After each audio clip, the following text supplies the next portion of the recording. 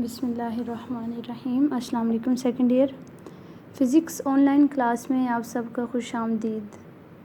जैसा कि आपको पता है हम लोग गॉसेस लॉ और उसकी एप्लीकेशंस पढ़ रहे हैं। 2 एप्लीकेशंस हम प्रीवियस लेक्चर्स में कवर कर चुके हैं और आज हमारी थर्ड एप्लीकेशन है in which we have to calculate electric intensity between 2 oppositely charged plates. तो अगर आप इस डायग्राम को देखें तो इसमें आप देखेंगे कि हमारे पास 2 प्लेट्स हैं और इन प्लेट्स की इन्फिनिट एक्सटेंट है, लेकिन हमने इसका कुछ पार्ट जो है वो कंसिडर किया हुआ है। एक प्लेट पर पॉजिटिवली चार्ज है, one plate is positively charged and the other plate is negatively charged. अब आपको पता है जब हमने इलेक्ट्रिक फील्ड लाइंस की प्रॉपर्टीज़ पढ़ी थी तो the first property was electric field lines originate from positive charge and terminates at negative charge. तो अब उसी तरह से ये एक सेटअप आपको गिवन है, इसको सबसे पहले आप एक्सप्लेन करेंगे किस तरह से कि consider that we have 2 oppositely charged. अब देखिए ना दोनों प्लेट्स पे ऑपोजिट चार्ज है, the one is positively charged and the other one is negatively charged. तो जो पॉजिटिवली चार्ज्ड है इसको आप प्लस क्यू भी कह सकते हैं और जो नेगेटिवली चार्ज्ड है इसको माइनस क्यू कहते हैं। 2 ऑपोजिटली चार्ज्ड और ये दोनों एक दूसरे के पैरेलल पड़ी हुई हैं। पैरेलल कौन सी लाइंस होती हैं? ऐसी लाइंस जो एक दूसरे को कभी टच ना करें, इक्वली डिस्टेंस हो इन दोनों के दरमियान में, इनको कहते हैं पैरेलल लाइंस। तो इसी तरह से दोनों प्लेट्स देखिए इनके दरमियान इक्वल डिस्टेंस है, जितना डिस्टेंस यहाँ पे है उतना ही डिस्टेंस यहाँ पे है। तो that's why these plates are parallel plates and these are separated by vacuum.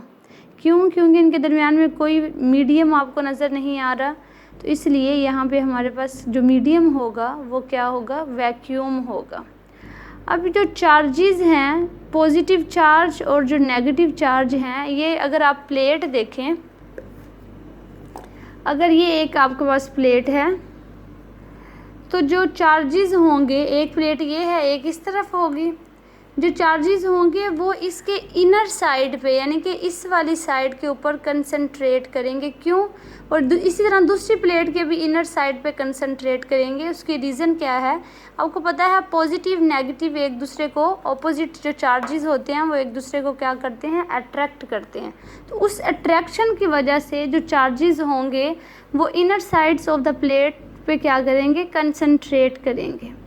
अब सपोज कर लेते हैं एक पॉइंट P जिसके ऊपर हमें इलेक्ट्रिक फील्ड इंटेंसिटी जो है वो फाइंड आउट करनी है and this point P is between 2 parallel plates. अब उसी तरह से अगर आपको याद हो जो पिछली दोनों एप्लीकेशंस में हमने 5 स्टेप्स फॉलो किए थे to find out electric field intensity by using Gauss's law, हम उनको एक दफ़ा रिवाइज कर लेते हैं। The first step was we have to draw Gaussian surface and the second one was we have to calculate total charges enclosed by that Gaussian surface, and the third step was we have to find out electric flux through that closed surface, and the fourth step was we have to calculate electric field intensity by using Gauss's law. Finally we had to compare both relations of electric flux and from where we will calculate electric field intensity. Now moving towards the first step and that is Gaussian surface. We have to draw Gaussian surface. तो अब आप ये एक setup लें, उसी तरह से हमारे पास 2 पैरेलल प्लेट्स हैं, दोनों ऑपोजिटली चार्ज हैं। चार्जेस जो हैं इन दोनों के दरमियान में कंसंट्रेट कर रहे हैं due to force of attraction between positive and negative. This is point P at which we have to calculate electric field intensity. Now we have to draw Gaussian surface. तो आप क्या करें? गॉसियन सरफेस ड्रॉ करें in the form of hollow box, this one. अब आप hollow box जब draw करेंगे तो देखिए गॉसियन सरफेस की एक ही प्रॉपर्टी होती है कि जिस पॉइंट पी पे आपने कैलकुलेट करनी होती है इलेक्ट्रिक फील्ड इंटेंसिटी, ये सरफेस उस पॉइंट पी को इनक्लोज करे। तो this surface is fulfilling this property, so we can say that this is Gaussian surface. अब अगर आप इसको देखें तो इसकी जो बॉटम साइड है वो ये अगर आप बॉक्स देखें तो ये इसकी बॉटम साइड है, ये इसकी अपर साइड है और इसकी ये दोनों साइड्स हैं। तो अब क्या करेंगे, जो इसकी बॉटम साइड है वो इन दोनों प्लेट्स के दरमियान में जो स्पेस है वहाँ पे है, जो वैक्यूम है वहाँ पे है। इसकी जो अपर साइड है, टॉप साइड है, वो आप देखें वो inside the metal plate, positively charge metal plate के है। तो अब हम क्या करते हैं, फर्स्ट स्टेप हमारा क्लियर हुआ। सेकंड स्टेप क्या है कि हमें चार्ज फाइंड आउट करना है कि इस सरफेस के अंदर कितना चार्ज जो है वो इनक्लोज किया हुआ। आप देखें इसकी 2 डायमेंशंस हैं, so it is convenient for us to calculate charge through surface charge density. तो अब आप क्या करें, सपोज कर लें कि सिग्मा जो है वो आपके पास सरफेस चार्ज डेंसिटी है और ए जो है वो इस प्लेट, इस हॉलो बॉक्स का सरफेस एरिया है। तो आपको पता है सरफेस चार्ज डेंसिटी किसकी इक्वल होती है, this is equal to charge per unit area. तो यहाँ से आप चार्ज फाइंड आउट कर लेंगे, that would be equal to surface charge density multiplied by area. अब हम जाते हैं अपने थर्ड स्टेप की तरफ। उसमें क्या है कि आपको फ्लक्स फाइंड आउट करना है थ्रू दैट क्लोज्ड सरफेस। तो अब ये देखें इस सरफेस में हमने नाम दे दिया, इसको S1 का नाम दिया, इसमें S2 का नाम दिया, S3 और S4। तो सबसे पहले हम फाइंड आउट करते हैं electric flux through S1 of the box. तो अब आप ये देखें इसमें जब इस साइड है ये बिल्कुल इस तरह से है और इलेक्ट्रिक फील्ड लाइंस भी हमारे पास इस तरह से आ रही हैं। तो जब हमने वेक्टर एरिया पढ़ा था तो हमने देखा था कि वेक्टर एरिया जो है वो इस लाइन के या इस एरिया के क्या होता है, परपेंडिकुलर होता है, नॉर्मल होता है। तो ये हमारे पास एरिया होगा, ये दोनों लाइंस एरिया और फील्ड लाइंस एक दूसरे के क्या हैं, पैरेलल। तो एंगल क्या होगा, 0 डिग्री होगा।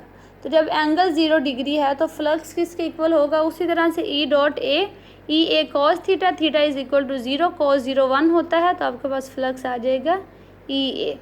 अब इसी तरह से आपने साइड्स लेनी है S2 और S3 S4।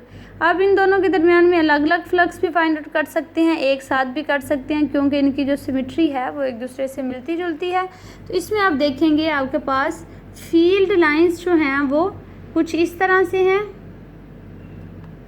और जो साइड का एरिया है वो आपके पास नॉर्मल इस तरह से बनता है।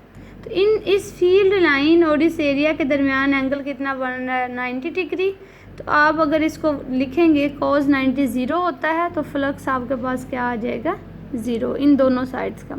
अब इसी तरह से फ्लक्स थ्रू S3, तो आप देखें ये जो S3 साइड है ये इस मेटल प्लेट के अंदर है, जबकि चार्जेस मेटल प्लेट के ऊपर हैं। तो मेटल प्लेट के अंदर कोई चार्ज ही नहीं है। जब चार्ज नहीं होगा तो वहाँ पे इलेक्ट्रिक फील्ड लाइन भी नहीं होगी।